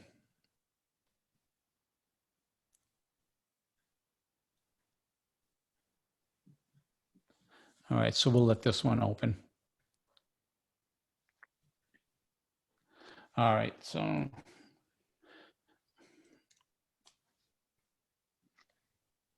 all right, so this is, I'm just laughing because when I did Command H to get rid of the lines here, I got rid of all you people over here too.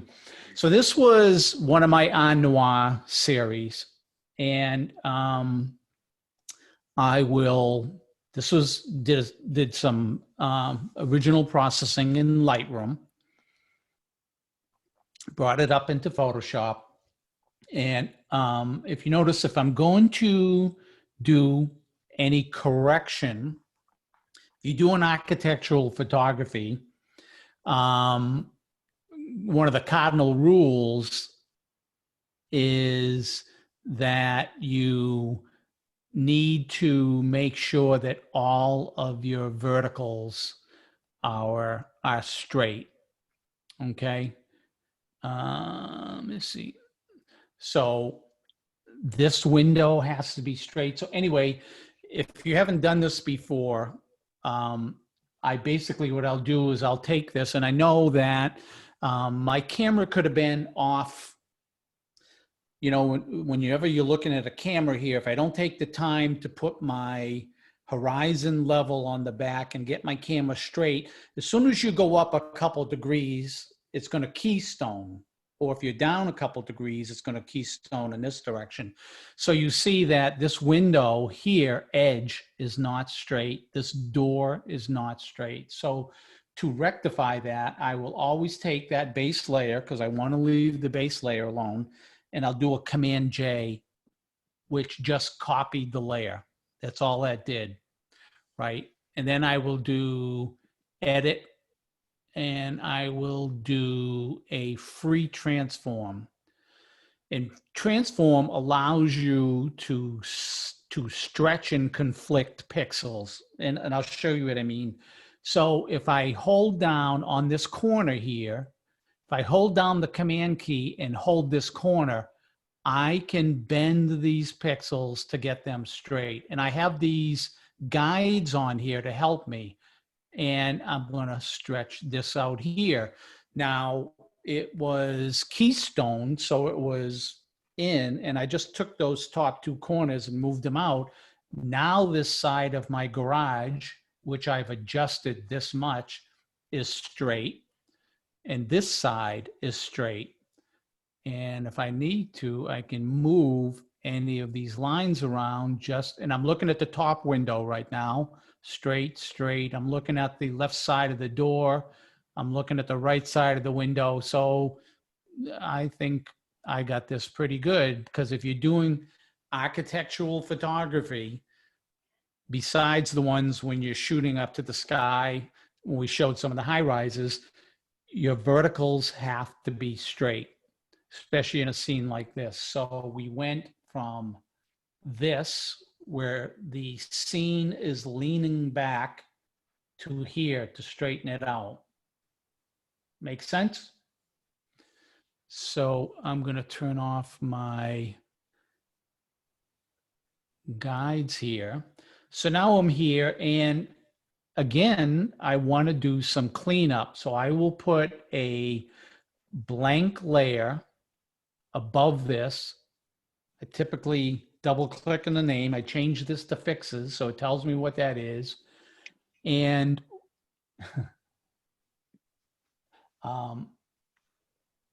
I will come in, and if you notice, there's some glare in this window. Whatever this is something coming out of the brick here. There's an old thing that holds the brick in place there. Well, I will come through, and if you notice, there's a spot here, spot here, spot here, this. And as I showed you, if you use the healing brush, this stuff goes really, really quick.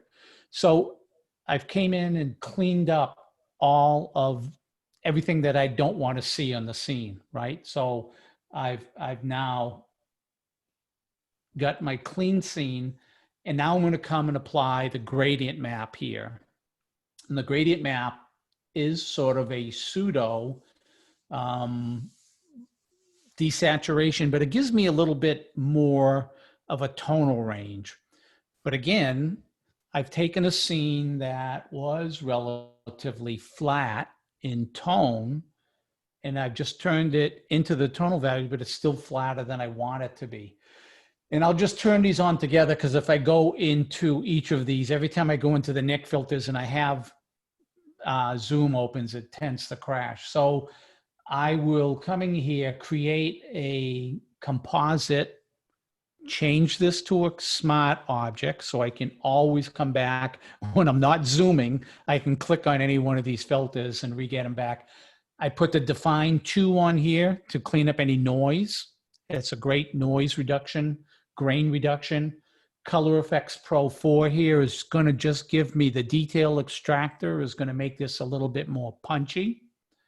And then the camera raw filters, you're going to see, I'm going to bring the post-crop vignette, which is a great vignette, down on all of this, and it's going to give me this look. And if you're going to do any black and white work, and you're going to post any of this on a social media, I would tell you always put a white stroke on it, because a lot of the media sites that you go on to have a black background, and the edges, because these noir series edges are so dark, they get lost. And once I put a stroke on it, it helps them stand out a little bit more. So any of the black and whites I would do. And when you do these for your, Sean, I can't remember, I think you said you're doing a competition in black and white, and then a show in black and white. Yeah, well, we don't do competition, but our next, you sat through one of our challenge critiques. Yes. So yeah, the next one is black and white, and then the show is black and white, but that's actual physical prints or canvas or whatever people do. So okay, but when you do the critique section, I recommend you put a white stroke on there. And putting a stroke on in Photoshop, I will do black and whites totally in Lightroom, have them completely done, and I have to bring them up to Photoshop just to put a stroke on them.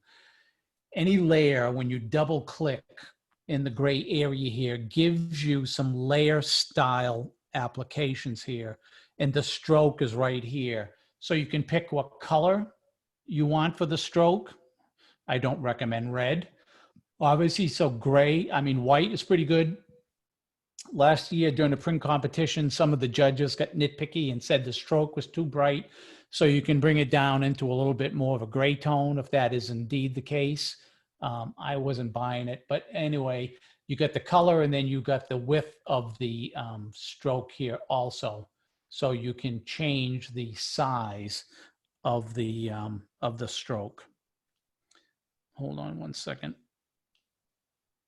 So I would recommend, when you go for your critiques, put a stroke around it. It's going to make it look a little better.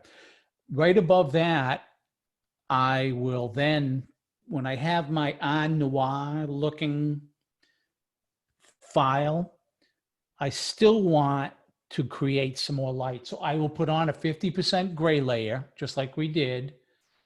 And can you see there? So I'm relighting the lamp. So if I think, let me see if I can, no, that won't show.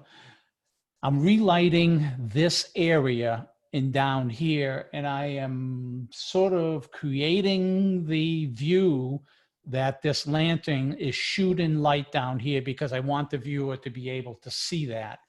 And I can create as much of a lit area as I want. If I'm on this, again, I take my brush tool, I'm on white, on 9%, 10% capacity. I come here, I can start to brush in white here to lighten this area also. And the reason I do it at 10%, because when you feather it in, you really don't, you lighten the area, but the viewer doesn't see it. If I come in at 100%, I'm coming in too strong here, right? That looks absolutely terrible.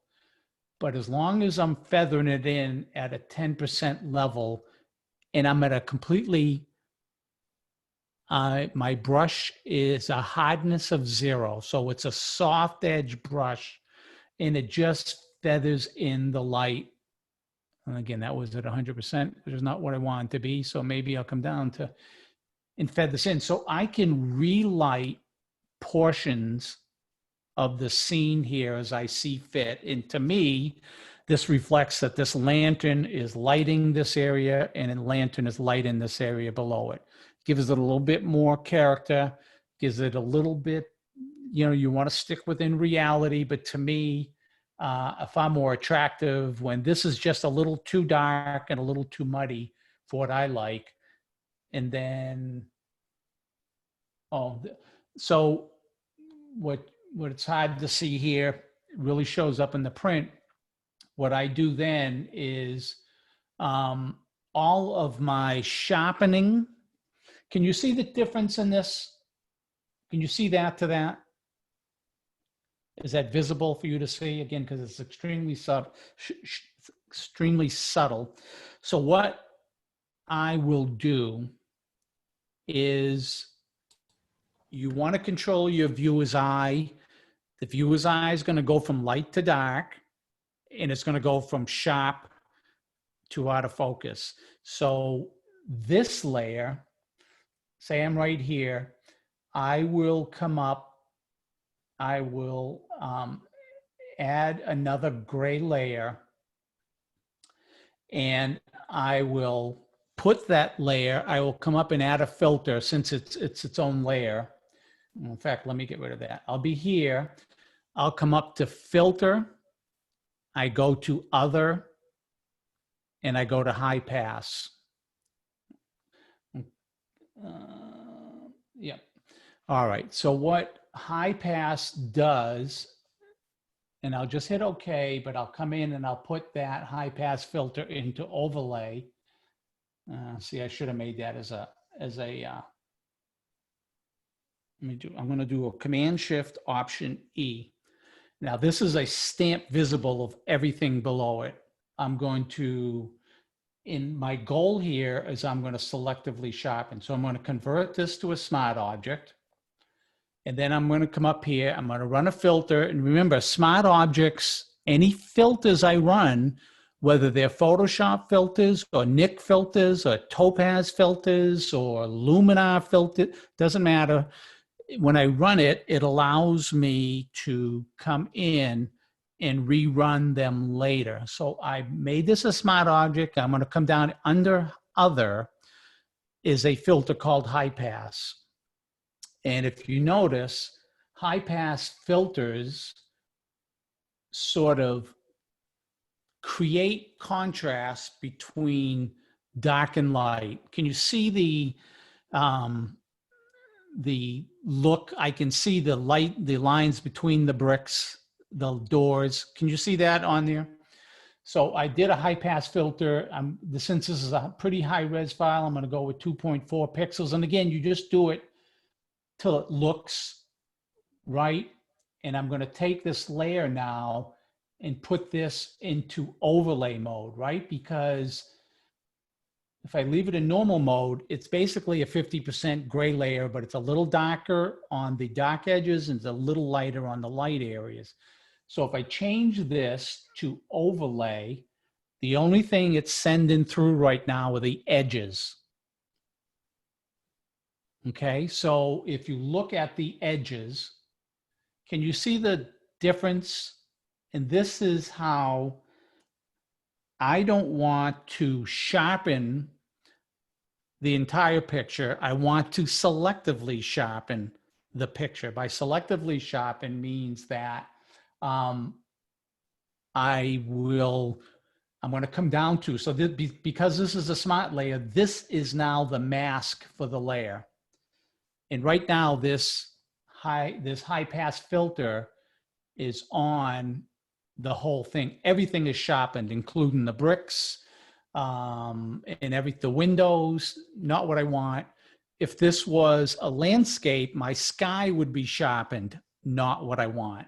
So what I'm going to do, select the mask. I'm going to do a Command I or select,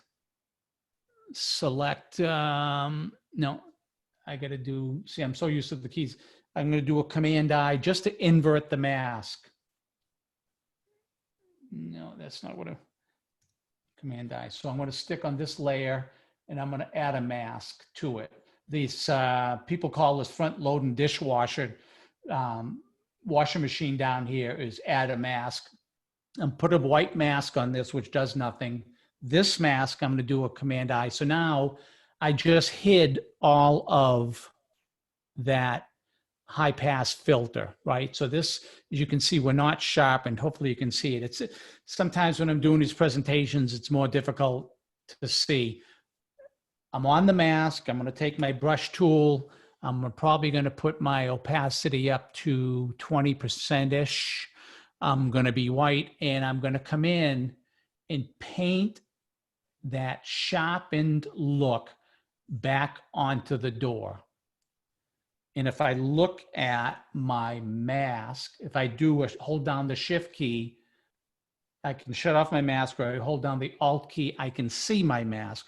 So I know that I want it on these doors, so I will just paint this in and hold the alt key down again. And if I come in here, hopefully you can see, can you see that being sharpened? Is that visible for you to see? All right, so I will, good. So I will sharpen the door, because that's one of the areas I want you to look. And then I will come in and sharpen this lamp. And as I am coming down here, I can see, if I look at the top of the lamp, see that metalwork is becoming a little sharper. And I will make my brush a little smaller. And again, I'm doing 20% every stroke. So where I want it more, I'm going to keep painting. And if I look at my mask, you can see where I'm lighting on there. And if I come down and zoom in here, hopefully you can see some difference there. And where this makes a big difference is when you print. And this makes this much cleaner, much sharper. And the lamp here also, which is these are the two items I want the viewer's eye to go to. Questions? And one of the things that I did, let me see if this camera raw filter will open up here. When I'm doing this on Noir series now, see, whenever I open up these filters, the Nick filters rerun. And when I'm doing Zoom calls, this is usually where I get into trouble. But the camera raw filter in Photoshop is the exact same thing as Lightroom. So if I come down to the effects portion here, and I go over, so see, this is it's called vignetting here, but in Lightroom it's called post-crop vignette. But you can see I'm going to bring that vignette all the way down, and that's how I'm darkening the edges on this, because again, this is the on noir. I want to push it, the viewer's eye, into the middle. I want it very dark. I want it very moody. I did a relight on the ground with the lighting effects here to light this area and light it here. So if I come back, right, this is where we started on this picture. I'm just moving you guys over a little bit. This is when we straightened it out. These are the fixes. I got to get the right straightened panel here. These are the fixes I took out. Again, the reflections in the windows up top. There's some stuff on the ground. There's some stuff on the wall. This is where I put on the first gradient map adjustment layer to get my black and white started. And then this is where I did the camera raw to bring in the vignette. I did the color effects, the detail extractor, just to make the details in the door and the lamp pop a little bit more. And I ran define to get some of the noise out. And then this is where I come in and ran a high pass filter to sharpen, selectively sharpen. I'm not sharpening the whole picture, just that selected area. And this is where I ended up. So this is where I started. This is where I ended up. Questions? Quick note on using the high pass filter, because I use that a lot for the cars, and it's probably similar with architecture. Be careful with that, because you can very easily introduce haloing with the high pass filter. Yes, when you are in the high pass filter, you have to pay very close attention when you're looking in here. And after a while, you will get to know how sharp you see these lines to how much you want to. So I have a radius of 2.1 pixels here. If I come up to something like this and do it, and it's not doing much here, but you'll start getting a lot of haloing, just as Sean said. So you got to be careful with it. Now, the thing that's great is, oh my God, it's the first time I use it. I'm getting halos and everything. Well, oh, it doesn't matter. I put this on a smart layer. I can double click on it and I can come back and reduce it and do it again. Oh, it's still a little too sharp. I can click again. So the converting layers to smart layers gives you the ability to rerun any filter you put on there. And as Sean just said, the first time you use it, just as when we all first started using clarity and everything, you're always overdoing it. It's always too sharp. All right, let me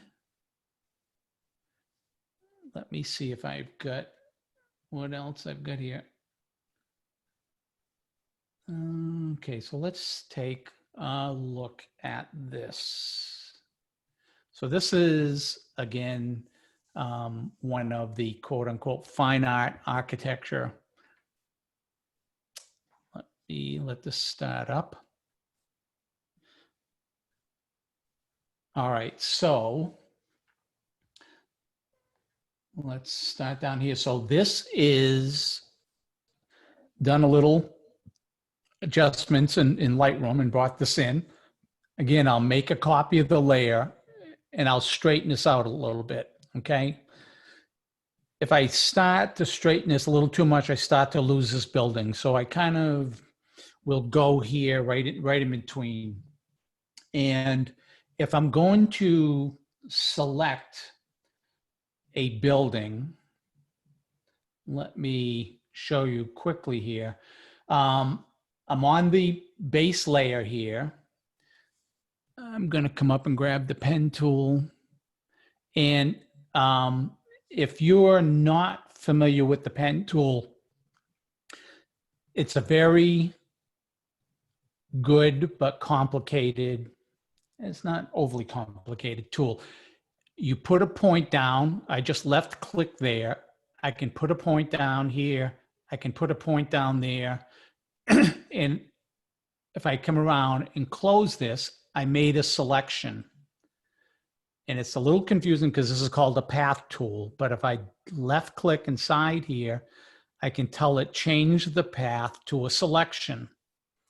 And I can feather it by 2 pixels. So this is my selection. So I can do anything with that selection. If I had this selected right now and I came up to my adjustment layers and I put a curve layer, it now created a curve layer. But if you look at the mask down here, if you can see that, whatever I had selected, that's the only thing that's being changed by this curve layer. Okay, so my selections are extremely helpful if I want to do selective adjustments. Okay, instead of adjusting the whole thing. So I'm going to take this mask off here. In fact, I'm going to get rid of this layer altogether. Okay, now the other key thing with the curve tool where its power comes in is if I put a point here, and now I left click, but I don't let go of the left mouse button and I pull out, I can now curve that line to fit any curvature that I want to select. Okay, can you see that there? Let me go, let me see if I can get up into a, all right. So if I put a point there, I put a point here, and if I put the left mouse button down, holding the left mouse, and I drag, it now allows me to curve this area. So now I can come here, I come here, and I come here. Now I can make non-square or straight selections. Okay, so that is the strength of using, you know, this is probably not that. Can you see that? This is blue on blue, probably not the greatest thing. Let me come down to an area here where I can utilize it. Of course, I don't have any curves in here. So, yeah, all right, say I was going to select the front of this building, okay? So I would come down, put a point. I'm going to put a point here, and now I'm going to select this curved cornice on the front of this building. I will put my point here, still holding it, and I will drag this out until I get it to match that. Now, the one thing you want to do here, the one complex thing about this path is the path wants to stay in the same direction. If I need the same directions, change directions, I just hold down the Option key, click on that point again, and it allows me to change directions. And I can come down, and if this was my selection, and now I have a curve selection here. And I can come here and left click and say make selection. And now I have this selection here. So I know this is confusing, but it's one of the basis of doing these fine art architectures. You can come up here and try working with the polygonal lasso tool, which will primarily do selections in a straight line. Now, if I want to come around this curve, I want to select this curve right here. Good. See, the front of this building is curved. Now the polygonal lasso, so I could come through here and maybe do 20 selections here, you know, trying to keep the arc as flat as possible. Come up here.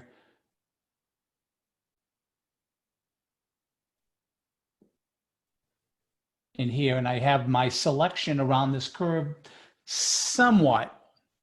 But if I'm using the pen tool, I can come up here, put a point here, put my point, oops, I double clicked by mistake on that one. Point here, come down, put a point down here. All right, point, and drag this out and get that curve to match as closely possible that I want. Now you see how it curved here, and I was going with a straight line. I was supposed to stop that last curve point. But anyway, this allows me to curve right here. Okay, so there's a handful of really good, go on YouTube, pen tool, Photoshop. There's some good show and tells on that. All right, so let's make this, let me finish this selection and get rid of it. All right, so getting back to this, that was kind of a long-winded thing. Each one of these buildings are selected separately, and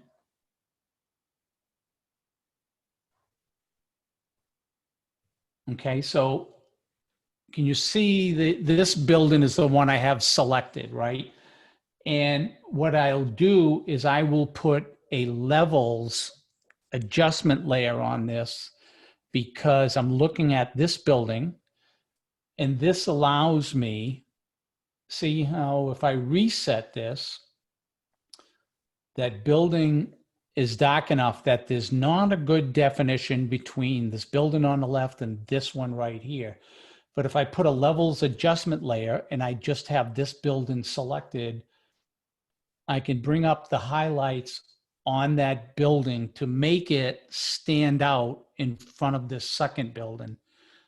I got my darks, I got my lights, and I have my midtones. And I can adjust my midtones even to go up much lighter, right? This next building is here. So if I shut this off, it's a little dark, but if I bring it back to where it is, It's very flat in tonal values, but I want to keep it dark. But if I at least bring up the highlights, I can put some contrast into that building, and I can still make it stick out a lot better than this. And what I will do with each selected building is just walk through and start to adjust them. See, I'm on the right-hand building here. I'm now on the building next to it, right? So when you see what it's kind of blending in, I brought that one out a little bit more. I've got this one. So this one with the red brick is totally hidden down the bottom here. This is one of my highlights, so I kind of brought that up relatively strong. I did a second pass on that. Layer 6. All right, that one's okay right now. Brought that up, and then I adjusted that.